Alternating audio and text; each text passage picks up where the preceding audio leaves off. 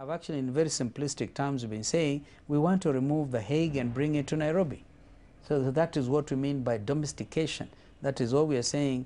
We want that deferral so that we can, under a new constitution, which now, as I speak to you, Parliament has already enacted two very important pieces of legislation: the vetting of magistrates and judges bill, and also the judicial service bill, which I think tomorrow will be going to the committee stage.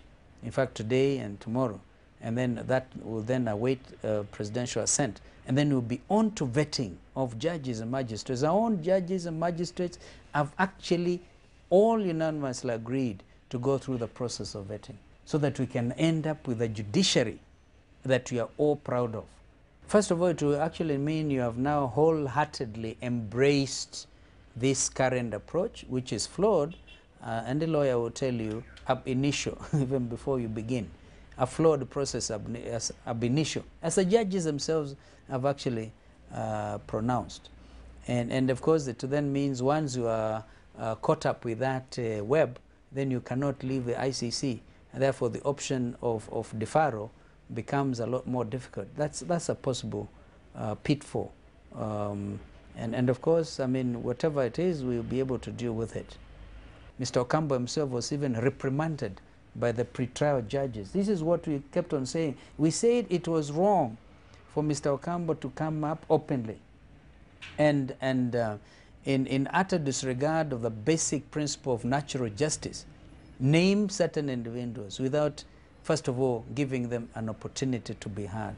So this is all we have been saying. We are not saying that, we would want to encourage impunity.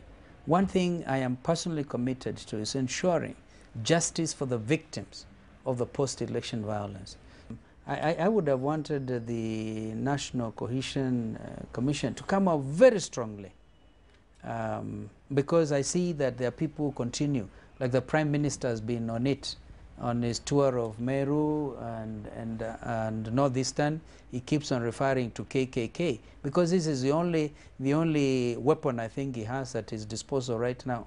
But I think that people have known that we do not agree with that kind of thing. It is a formulation that is intended to get Kenyans hate each other on the basis of tribe, because anything that has the effect of excluding the smallest community from the equation of being part and parcel of this country cannot really be accepted.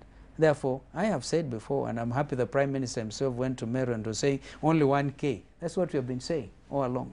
Out of the 210 constituencies, or in between each constituency, we will require to know, to really do some demarcation so we know which wards will then have to be part and parcel of the county governments.